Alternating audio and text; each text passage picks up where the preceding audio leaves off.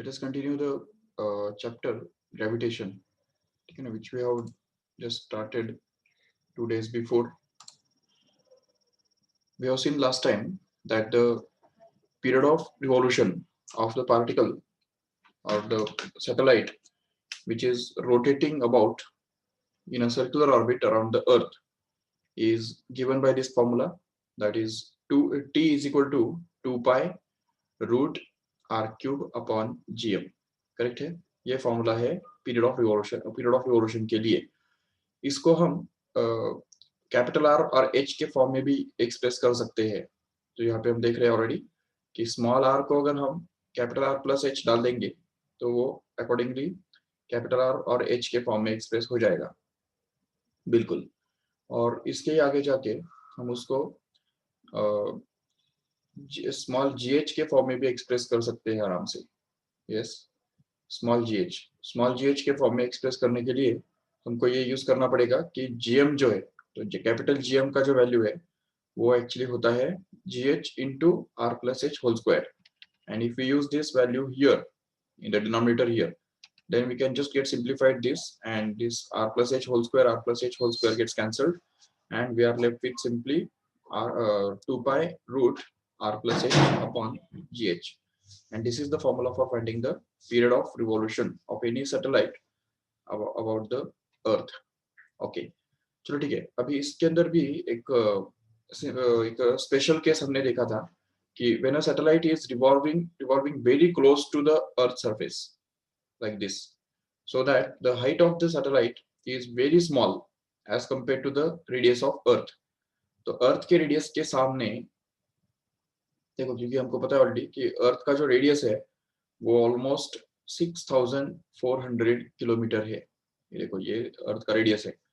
और जबकि इस सैटेलाइट का जो हाइट है वो ऑलमोस्ट 100 किलोमीटर या 80 किलोमीटर 120 किलोमीटर के आसपास रहने वाला है.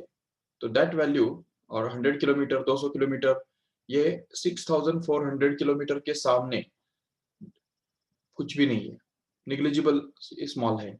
तो ऐसे केस में, इस केस में हम यहाँ पे r प्लस एच को अप्रोक्सीमेटली r बोल सकते हैं और h को अप्रोक्सीमेटली 0 बोल सकते हैं. तो ऐसे केस में हम यहाँ पे इस फॉर्मूला को मॉडिफाई कर सकते हैं.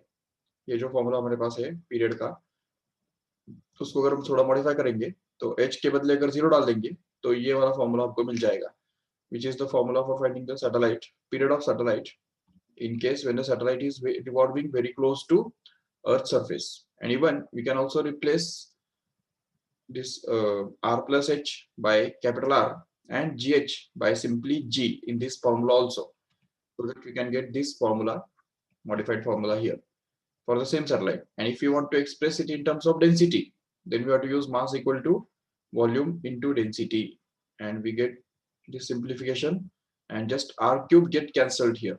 ये देखो, ये r cube cancel हो गया इधर, जिसके कारण हमको यहाँ पे ये जो मिल रहा है फॉर्मूला, तो ये वाला फॉर्मूला हमको फाइनली मिलता है, या सॉरी, ये वाला फॉर्मूला हमको फाइनली मिलता है, जिसको हम लिख सकते हैं root of 3 pi upon rho ji.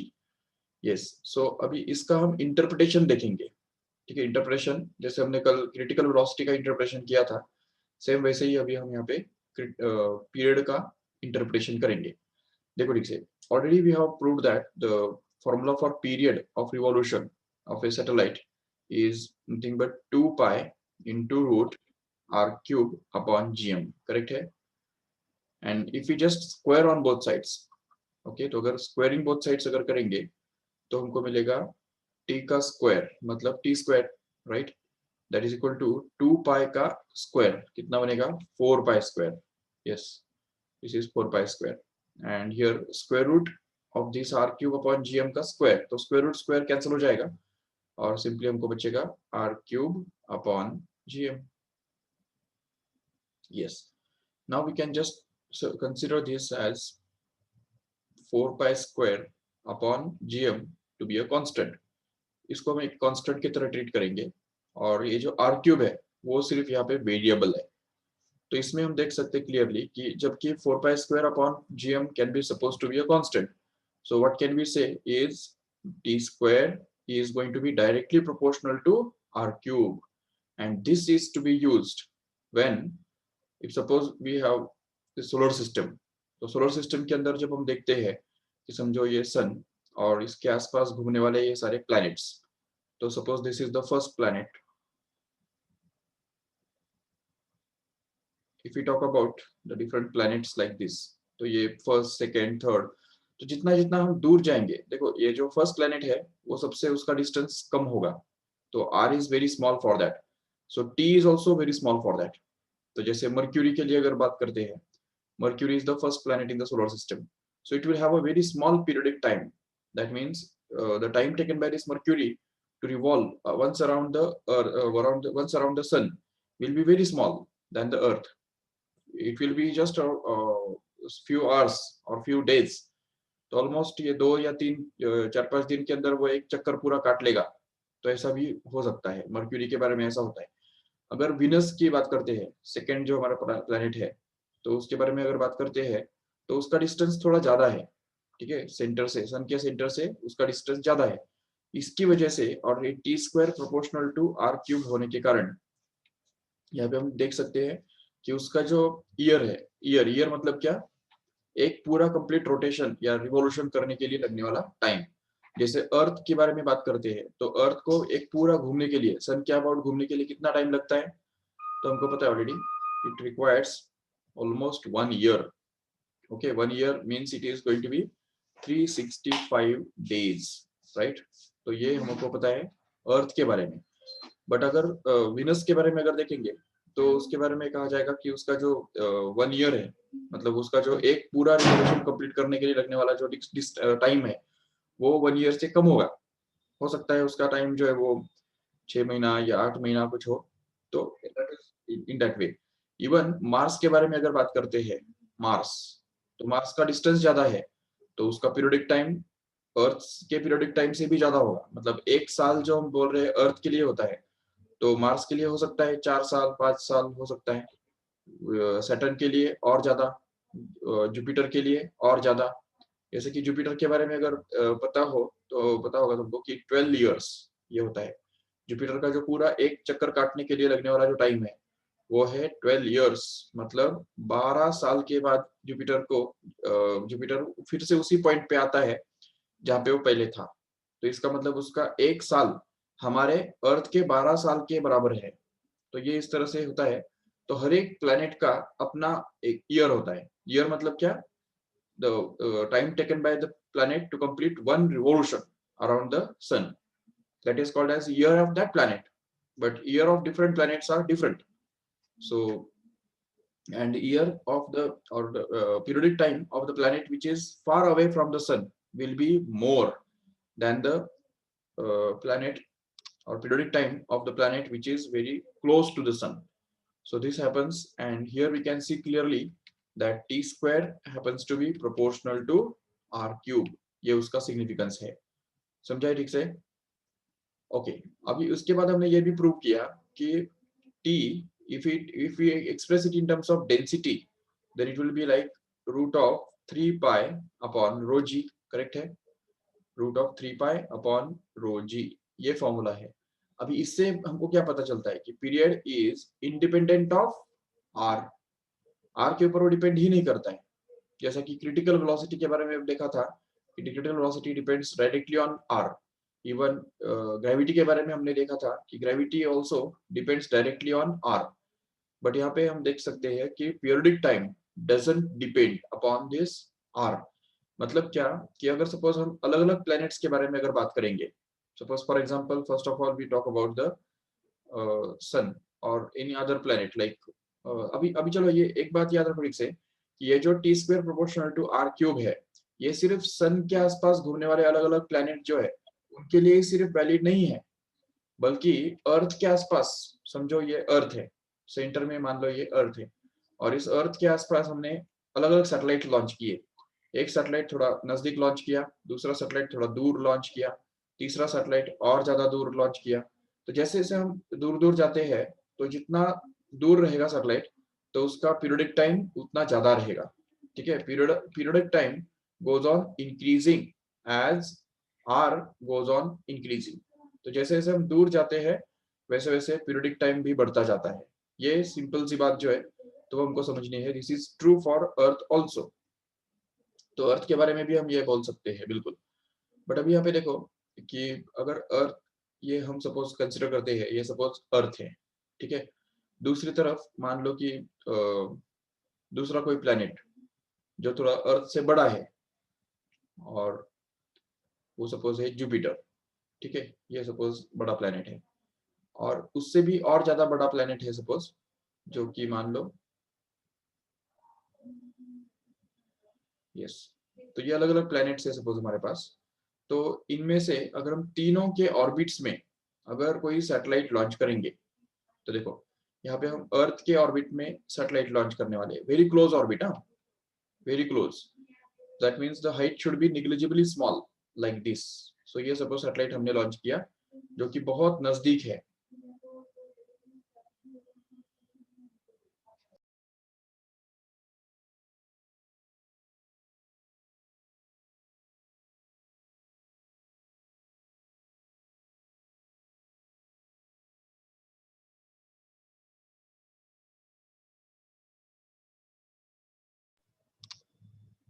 Okay, so suppose we launch a satellite at a very close distance like this here. Okay, for the moon, moon या चलो ठीक है अर्थ सपोज, या ठीक है मून, मून ही कंसिडर करेंगे। मून के बहुत क्लोज वाले ऑर्बिट में हम एक सैटेलाइट लॉन्च करते हैं। उसके बाद फिर अर्थ के बहुत क्लोज ऑर्बिट पे एक सैटेलाइट लॉन्च करते हैं सपोज, ये देखो ऐसे। ये दूसरा सैटेलाइट हमने लॉन्च किया अर्थ के ऑर्बिट में, और वो भी ऐसे ऑर्बिट में जो इसका हाइट जो है वो निग्लिजिबल होना चाहिए बिल्कुल। और तीसरा हमने लॉन्च किया एक सैटेलाइट जो कि जुपिटर के ऑर्बिट में, ये देखो ऐसे। वो भी इतना नजदीक जो उसका हाइट जो है वो उसके रेडियस के सामने निग्लिजिबल होना चाहिए ऐसे। तो ये तीनों सैटेलाइट्स है। अभी इन तीनों सैटेलाइट्स के बारे में अगर बात करते हैं तो किसका पीरियड ज्यादा होगा, किसका पीरियड कम होगा, क्या समझते हो? Just put it in the chat box first. Which satellite will have the maximum period and which one will have the minimum period?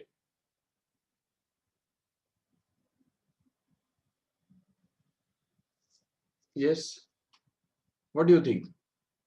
Moon के आसपास जो क्लोज ऑर्बिट में हमने सैटेलाइट लॉन्च किया, अर्थ के आसपास भी हमने एक सैटेलाइट लॉन्च किया क्लोज ऑर्बिट में, और जुपिटर के ऑर्बिट में भी हमने सैटेलाइट लॉन्च किया। किसका पीरियड सबसे ज्यादा होगा?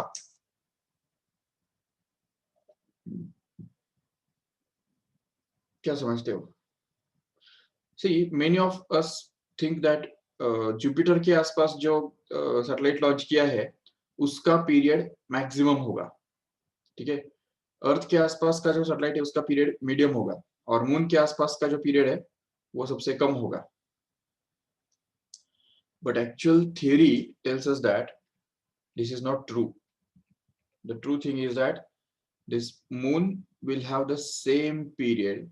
मतलब मून के आसपास जो सैटेलाइट हम लॉन्च करेंगे उसका भी पीरियड उतना ही होगा जितना अर्थ के आसपास हम सैटेलाइट लॉन्च करेंगे उसका पीरियड होगा, और उतना ही जुपिटर का भी पीरियड होगा। तीनों के ऑर्बिट्स में जो सैटेलाइट हम लॉन्च कर रहे हैं तो तीनों का पीरियड टाइम सेम ही होगा। It's the very surprising thing we can see here, but the reason, there is a reason for that, why it is so. क्यों ऐसा होता है? उसका रीजन ये है कि देखो मून के बारे में, अच्छा एक एक रीजन तो यही है कि t is actually inversely directly proportional to r raised to 0, that means this formula doesn't include r here। r है ही नहीं उसके अंदर, तो r चाहे कितना भी हो फर्क क्या पड़ेगा? कुछ भी नहीं, there will be no difference। so that means the time period is actually independent of r naught। r मतलब रेडियस ऑफ रेडियस इस प्लेनेट का, सेंट्रल प्लेनेट का रेडियस कितना भी हो कोई फर्क नहीं पड़ता है, ठीक है। Period is going to be the same. और उसका एग्जैक्ट रीजन ये है कि देखो पीरियड का फॉर्मूला क्या है हमारे पास, जो हमने ऑलरेडी डिराइव किया था, बेसिक फॉर्मूला।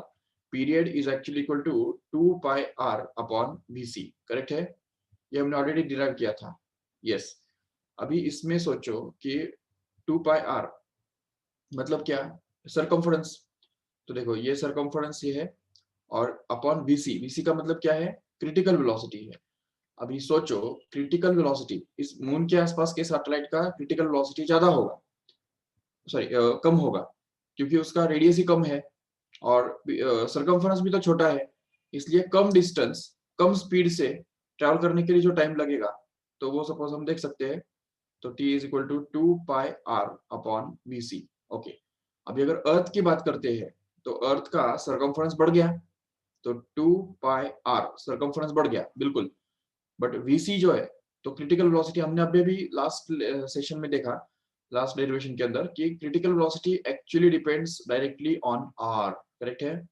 तो इस रेडियस के ऊपर, सेंटर प्लैनेट की रेडियस के ऊपर क्रिटिकल वेलोसिटी डिपेंड करता है, तो इसका मतलब अगर अर्थ का रेडियस ज्यादा है तो उसका क्रिटिकल वेलोसिटी भी तो ज्यादा होगा, but ratio will be the same as this one here. And even if we talk about the Jupiter, then Jupiter के केस में VC प्रोपोर्शनल टू R होने की वजह से उसका सैटेलाइट का क्रिटिकल वेलोसिटी ज्यादा होगा, बिल्कुल नो डाउट, लेकिन उसका सर्कमफेरेंस भी तो ज्यादा है, उसका सर्कमफेरेंस भी देखो कितना बड़ा है, क्योंकि उसका रेडियस ही ज्यादा है, तो रेडियस ज्यादा होने की वजह से सर्कमफेरेंस भी ज्यादा होगा, और एट द सेम टाइम उसका क्रिटिकल वेलोसिटी भी ज्यादा होगा, but ratio if we find out, then it will just be same as this one here. So in this way we can have that Jupiter हो या अर्थ हो या moon हो, तीनों के क्लोज ऑर्बिट में, क्लोज ऑर्बिट की बात कर रहे हैं, कोई भी सैटेलाइट के बारे में बात नहीं कर रहे हैं, क्लोज ऑर्बिट जिसके लिए हाइट निग्लिजिबली स्मॉल होना चाहिए, या r प्लस एच का जो वैल्यू है वो अप्रोक्सीमेटली इक्वल टू r के बराबर होना चाहिए, तो उसके लिए हम बोल सकते हैं यहाँ पे कि period is going to be the same. Period doesn't depend on the radius of that planet physically. So ये हमको अच्छी तरह से याद रखना है, और वो जो पीरियड है वो हम निकाल भी सकते हैं, वो उसका न्यूमेरिकल वैल्यू जो है वो भी निकाला जा सकता है। How can you find it out? उसके लिए हमने अभी अभी एक फॉर्मूला डिराइव किया था, तो एक तो ये देखो, एक तो ये फॉर्मूला हमारे पास है, और दूसरा ये भी फॉर्मूला हमारे पास है सेम फाइंड करने के लिए, it is capital R cube upon GM, but उसके लिए G और M का वैल्यू पता होना जरूरी है, but at the same time we can also use this formula here. यहाँ पे GM के बदले अगर G इंटू आर स्क्वायर अगर डाल देंगे, तो ये देखो G इंटू आर स्क्वायर लग गया, और ऊपर में R cube as it is, so that this R cube r square just gets cancelled, and what we are left with is T is equal to root of R upon G, no doubt. This formula already we have derived in last slide. Just check. See here. This is that formula which we are talking about right now. So अगर ये वाला formula हम use करेंगे तो हमको उसमें से periodic time मिल जाएगा.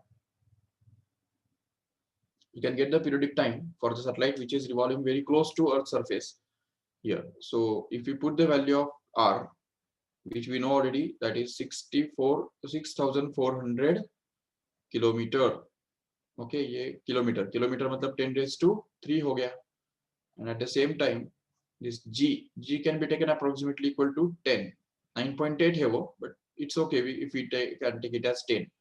सो what this t becomes here is, it becomes actually, ये एक जीरो कैंसिल हो जाएगा इधर से, और हमको मिलेगा 640 पे 3 जीरोस, मतलब वो बन गया हमारा 644 टाइम्स 0, करेक्ट है। And now if we take the square root of this, then we get this 64 का square root 8, और यहाँ पे ये दो जीरोस है और ये दो जीरोस है, तो इसलिए यहाँ पे स्क्वायर रूट में क्या आएगा, यस आएगा, yes, so it will B 800 seconds, period है ना वो, तो पीरियड होने की वजह से वो सेकेंड्स आएगा, 800 सेकेंड्स मतलब कितना, if we work out it in minutes, then it will be 800 upon 60 minutes. तो मिनट में अगर कन्वर्ट करना है तो उसको 60 से डिवाइड करना पड़ेगा, so that we can cancel out this zero, and 6 1 जा, अच्छा नहीं तो ऐसा करो, 3 से उसको डिवाइड, थ्रू से डिवाइड करेंगे तो 2 3 जा, and here it will be 240 जा, करेक्ट है। So we can call it as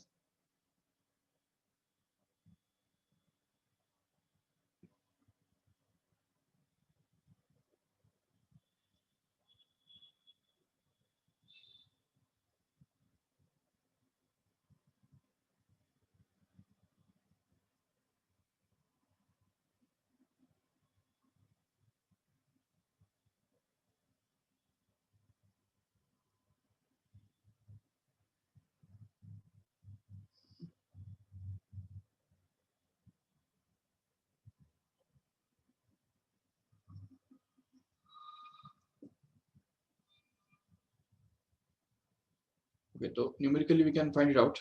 Approximately it is going to be almost 39 minutes, or sorry, 13 minutes.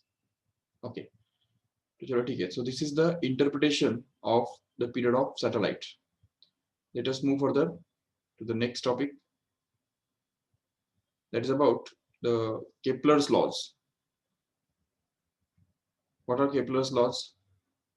The first law tells us that every planet revolves in the elliptical orbit around the Earth or around the Sun, keeping Sun at one of its foci. मतलब क्या, उसके लिए अभी तुमको ellipse के भी कुछ properties पता होने जरूरी है. ये देखो, ये सपोज इलिप्स है. ओके, ये इलिप्स है. तो ये जो दोनों एंड पॉइंट्स को कनेक्ट करने वाला जो सेगमेंट होता है, इसको बोलते हैं major axis. Remember, major axis. And ये जो सबसे छोटा जो होता है, ये वाला, इसको हम बोलते हैं minor axis. Remember correctly, minor axis ellipse के बारे में. और जैसे सर्कल को हमको पता है, circle has a centre. It's a special point from which all the points are just equidistant from it. This is called as the center of the circle. Correct है? सर्कल के लिए हम सेंटर बोलते हैं. बट इलिप्स के बारे में क्या बोलेंगे? इलिप्स को फोकस होते हैं, फोकस. ठीक है, ये एक फोकस और ये दूसरा फोकस, ऐसे दो फोकाई होते हैं उसके. तो foci are denoted by S1 and S2. These are called as foci of ellipse. Remember. And also ellipse is nothing but the set of all the points, the sum of whose distances from these two foci are always constant. तो मतलब अगर हम ये P एक point consider करते हैं, ये मान लो P एक पॉइंट हमने कंसिडर किया, तो ये जो डिस्टेंस है S1P और ये जो डिस्टेंस है S2P, इन दोनों का जो सम है वो हमेशा कांस्टेंट रहता है. तो S1P plus S2P remains constant, and that constant is actually same as the major axis, length of major axis, which is actually going to be equal to 2a. क्योंकि ये जो डिस्टेंस है, यहाँ से लेके यहाँ तक का जो डिस्टेंस है, इसको हम a बोलते हैं, और यहाँ से यहाँ तक का जो डिस्टेंस है बचा हुआ, वो भी a ही होगा. तो इसलिए फिर टोटल जो डिस्टेंस है यहाँ से लेके यहाँ तक का, यही एक्चुअली सेमी मेजर एक्सिस का लेंथ बनता है. And the measure of axis, length of major axis becomes 2a actually, and this S1P plus S2P happens to be actually 2a, where a is nothing but the semi-major axis, it's called. See here, the distance of this point to this point here, ये इसको बोलते हैं semi-major axis. Remember, because major axis means this full one, right? So semi-major axis means half of this major axis. That is called as a semi-major axis. It is denoted always by a. And at the same time, minor axis का भी concept है, याद रखो ठीक से. If we just have this point here, तो यहाँ से लेके यहाँ तक का जो distance है, ये पूरा जो distance है, इसको हम बोलते हैं minor axis. But उसमें भी अगर देखेंगे ठीक से, तो ये जो part है, इसको बोलते हैं B, which is called as semi-minor axis. And this is also B here, which is again called as semi-minor axis. And this whole distance total, that is B plus B, it becomes 2B, and that is called as the semi-minor axis. Remember, this is a semi-minor axis, and this is the minor axis, length of minor axis we can say, and this will be the length of major axis here we can say. तो ये जो distance है, ये यहाँ से यहाँ तक का जो distance होता है, उसको मेजर एक्सिस और इसको माइनर एक्सिस बोलते हैं. और semi minor axis, semi major axis, समझ में आया सब ठीक से?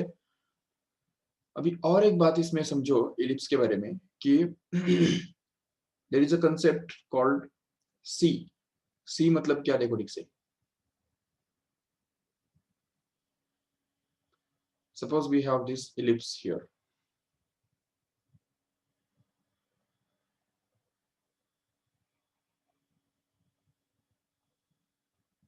ओके, तो ये हो गया उसका मेजर एक्सिस, ये है उसका माइनर एक्सिस. अभी ये है फोकस, एक फोकस और ये दूसरा focus. Suppose this is the focus S1 and this is the focus S2. then the distance between the origin or center of this ellipse, O suppose, and any one focus here is called as C. Okay, it is denoted by C. It's also called as the focal or focus, the distance of the focus from the center of the ellipse. Even this will also be C. That is same. तो ये दोनों same ही होते हैं. If we just count the distance between these two foci, then it will be 2C in this way here. तो ये एक focus से दूसरा फोकस जो डिस्टेंस पे है तो उसको बोलते हैं 2C. The other way to say, this is the concept of C. Remember. And what is the importance of this concept here is, see here, अब ये तो 2C तो हमको पता है ऑलरेडी. अभी अभी हमने मेजर एक्सिस का भी कंसेप्ट देखा, याद होगा आपको. ये जो डिस्टेंस है, ये जो पॉइंट है, इसको और इसको, ये जो दोनों वर्टाइसेस है, तो इन दोनों वर्टाइसेस के बीच में का जो डिस्टेंस हम अगर काउंट करेंगे तो उसको बोलते हैं major axis. And that major axis is actually 2A. Length of major axis is going to be 2A, correct? Yes. Now if we just divide this 2C by 2A, then this ratio is actually called as eccentricity. It is denoted by E. What is this ratio called? It is called as eccentricity of that ellipse. Okay, eccentricity मतलब क्या समझा ठीक से? It is the distance or ratio of the distance between two foci to the distance between two vertices of ellipse. That is called as the eccentricity of that ellipse. ये अच्छी तरह से याद रखो. And even if we cancel these two out from the both of these numerator as well as denominator, then we can get this E to be simply equal to C by A as a simple formula for eccentricity. But the question here is that what does this eccentricity gives us an idea about? Eccentricity ऐसे हमको पता क्या चलता है, क्या फर्क पड़ता है किसी ellipse का eccentricity 0.5 हो या eccentricity उसका 0.1 हो या 0.3 हो या 0.8 हो या 0.9 हो, फर्क क्या पड़ता है? What will be the basic difference between the ellipse which have eccentricity 0.1 and 0.9? Yes, actually this eccentricity is always less than 1. Why? Because the distance between two foci is always going to be smaller than the distance between two vertices. Obviously, क्योंकि vertices के बीच में ही तो foci होते हैं ना.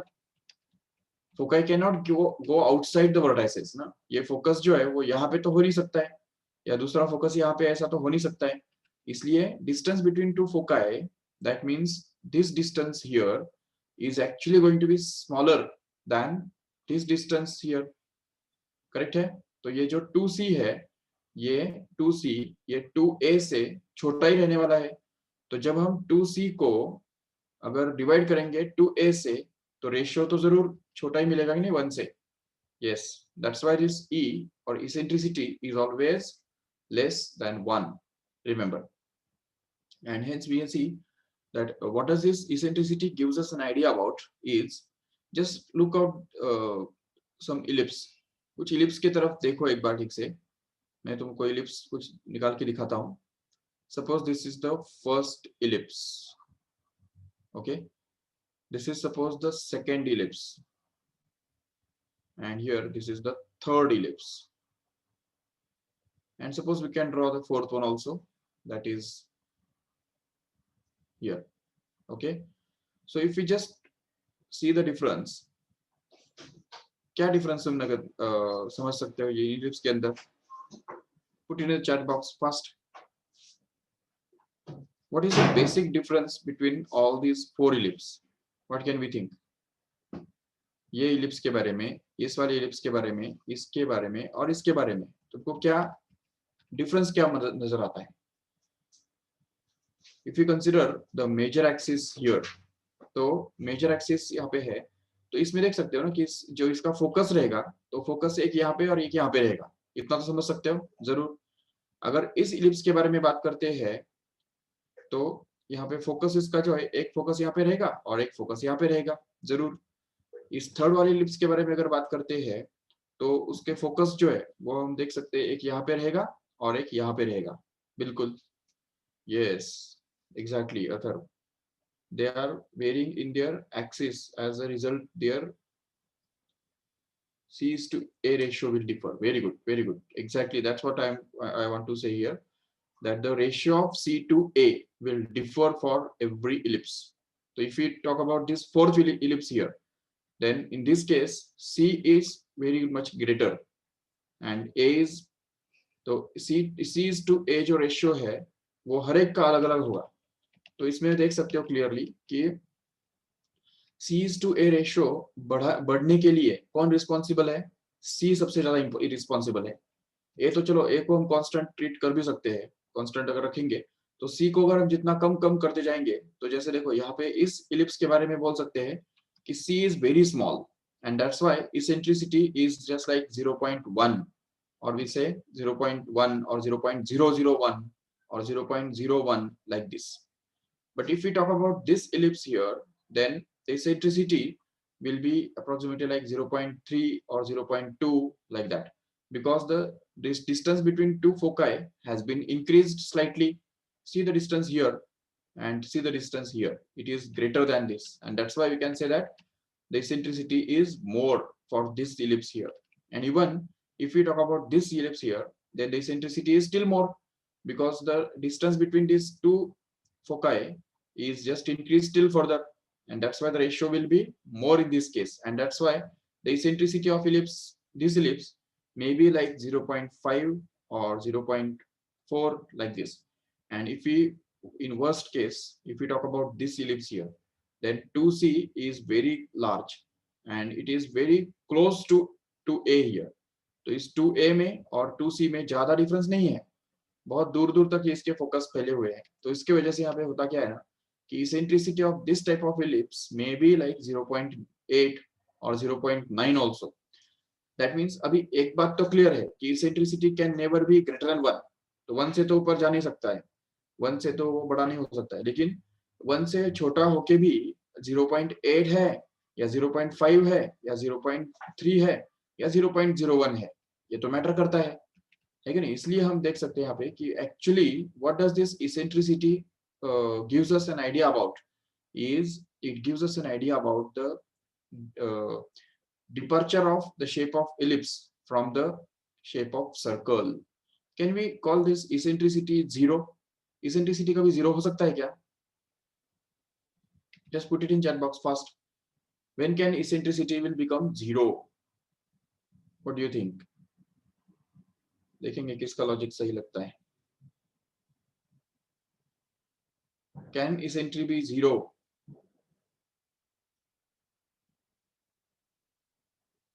For which ellipse the eccentricity will be 0?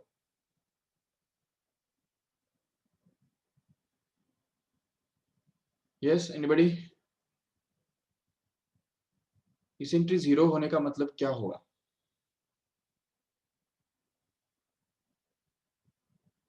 See here, it's expected from your side. Eccentricity 0 होने का मतलब होगा it becomes a circle, not an ellipse. Yes, very good, Athar. Exactly, that's what I want to say. When ellipse will turn into circle, the distance between both of these foci will become 0. Both of these foci will just coincide here. यहाँ पे देख रहे हो, ये जो हम देख रहे हैं ये वाला ellipse, ये ellipse दिख रहा है या circle दिख रहा है? It is very very close to circle because the distance between two ellipse, the two foci is very small in this case. If this distance goes on decreasing and just gets vanished completely, then that ellipse will just match with the circle. Yes, and both of the radius will become same. ये जो minor axis और ये major axis दोनों same बन जाएंगे. तो in that case only the ellipse will become a circle. This means that every circle is a special type of ellipse. ये कितनी important बात है, देखो यहाँ पे कि every circle is an ellipse but with eccentricity 0. Remember, every circle is ellipse with 0 eccentricity. ये हमको अच्छी तरह समझना है. तो इसीलिए उस सर्कुलर शेप से ये जो शेप है वो थोड़ा डिपार्ट हुआ है, डेविएट हुआ है, ये शेप थोड़ा ज्यादा डेविएट हुआ है, और ये तीसरा जो शेप है, चौथा जो शेप है वो सबसे ज्यादा डेविएट हुआ है.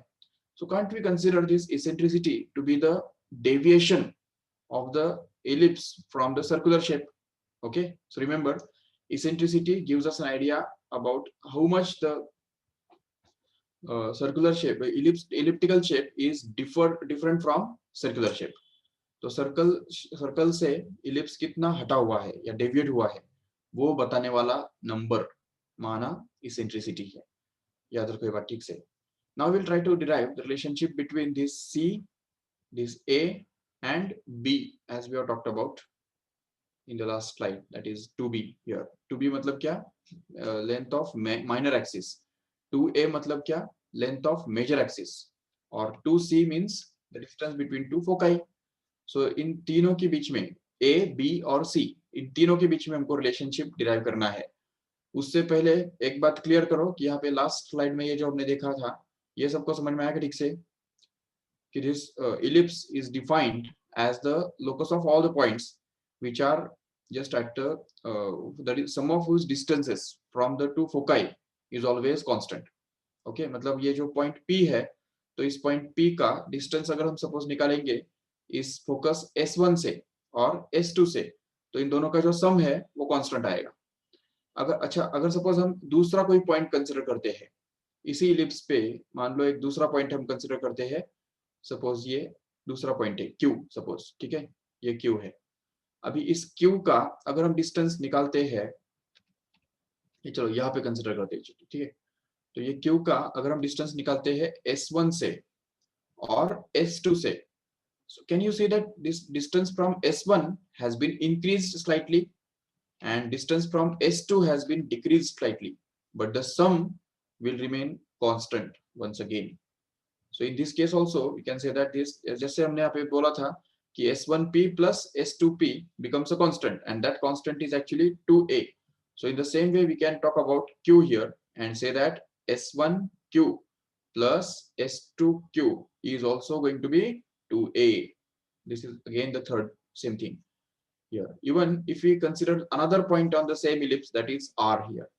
Okay, अगर तीसरा पॉइंट हम कंसिडर करते हैं, सपोज R, ये समझो R है, तो इस R का डिस्टेंस अगर हम निकालेंगे S1 से और उसी R का डिस्टेंस निकालेंगे S2 से, तो और अगर इन दोनों का सम करेंगे तो S1R plus S2R is going to be 2A once again in this way here. Okay, so remember this correctly. For every point, not only this P, Q and R here, but for every point there will be the distance, sum of the distances from this S1 and S2 will always be same and that is going to be 2A actually here. ये एक बात अच्छी तरह समझ के लो, ठीक है। So we'll see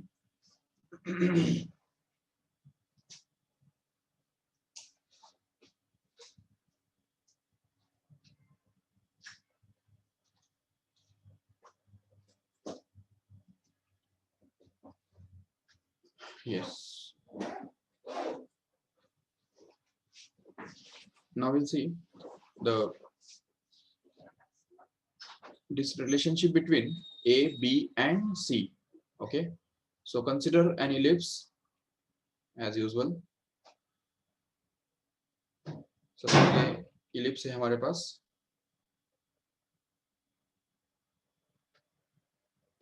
okay, ये उसका मेजर एक्सिस है, ये उसका माइनर एक्सिस है, ठीक है। और अभी हम जैसे कि हमको पता है कि ये फोकस जो है S1 और दूसरा फोकस इधर होता है, उसको हम बोलते हैं S2, और ये दोनों फोकस कितने डिस्टेंस पे होते हैं ओरिजिन से या सेंटर से? C डिस्टेंस पे होते हैं, बराबर। ये डिस्टेंस C है और इवन ये डिस्टेंस भी C है, नो डाउट। और eight the same time A किधर है दिख सकते हो ठीक से, A मतलब दिस डिस्टेंस, ये डिस्टेंस A बन रहा है और इवन ये डिस्टेंस भी एक्चुअली A बनेगा, that is the semi minor axis, semi major axis. Okay, and this distance is actually denoted by B here. Yes, now if we just join these points, अगर इस point को हम नाम देते हैं suppose P और इसको S1 S2 तो ऑलरेडी दिया हुआ ही है, तो अगर हम ये अगर ज्वाइन करते हैं P को S2 के साथ और P को अगर S1 के साथ अगर ज्वाइन करते हैं, ठीक है, तो जबकि पॉइंट P इस इलिप्स के ऊपर है तो इससे हम क्या बोल सकते हैं कि the sum of this distances S1P plus S2P will actually be equal to 2a. ये तो समझ सकते हो ठीक से. But actually we can see clearly that this S1P means this distance here. ये जो डिस्टेंस है S1P और ये S2P दोनों सेम तो है ना, सेम तो है बिल्कुल, क्योंकि बाय सिमेट्री की वजह से ये S1P और S2P दोनों सेम है, तो इसकी वजह से हम एक को दूसरे की जगह पे डाल सकते हैं. तो अगर यहाँ पे S2P के बदले अगर हम S1P डाल देंगे तो हमको क्या मिलेगा, S1P plus S1P, that should be equal to 2a. And as we know that this S1P plus S1P means it becomes 2 times of S1P. And if we equate it with this 2a here, that means this 2 gets cancelled, and what we find is S1P is actually equal to a.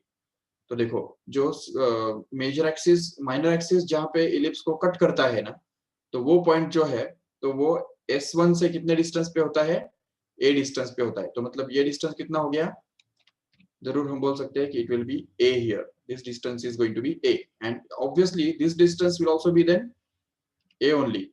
Yes, so ये distance a हो गया. Now just see here, if we focus on this triangle that is OPS2, इस triangle के ऊपर अगर focus करेंगे ठीक से तो isn't it a right angle triangle? Just check. It's going to be a right angle triangle, no doubt. So since it is a right angle triangle, we can use the Pythagoras theorem in it and say that this a square, मतलब hypotenuse square, is actually going to be equal to base square plus height square. So we can say that this a square is actually going to be equal to b square plus c square, and this is the actual relationship between a, b and c.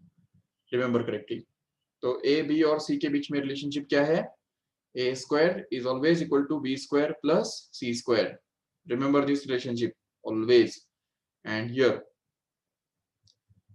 if we just replace this c, क्योंकि हमको पता है already कि c by a equal to क्या होता है, e होता है, right.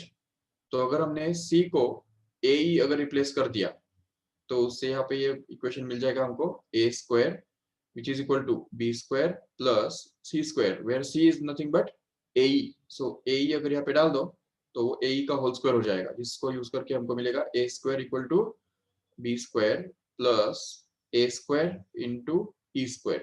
And if we take this a square in that side, then we get this a square minus a square e square is equal to b square. And this gives that b square is actually equal to, if we take a square common, then we get 1 minus e square to be left inside. And if we just take the square root on both sides, or just no need to do that, just we can remember this equation also as the relationship between a, b and e here. तो देखो a, b और e के बीच में भी एक relationship होता है जो हम यहाँ पे देख रहे हैं इलिप्स के बारे में, ये भी अच्छी तरह से याद रख लो, ठीक है. और किसी भी पॉइंट का इलिप्स के अंदर, अच्छा ठीक है, और 2-3 बातें हैं हमको इलिप्स के बारे में डिस्कस करनी जैसी, जो हम कल के लेक्चर में करेंगे डिटेल में, ठीक है. But just revise all this concepts which we are doing daily here. तो यहाँ पे जो हम कंसेप्ट्स डिस्कस कर रहे हैं वो वापस रिवाइज करो. हो सकता है कि ये लेक्चर आपको थोड़ा सा फर्स्ट अटेम्प्ट में थोड़ा हेवी बने, but just repeat this once again, just go through the recordings. Okay, ये जो लेक्चर है इस लेक्चर का फिर से एक बार रिकॉर्डिंग भी देख लो, ठीक है.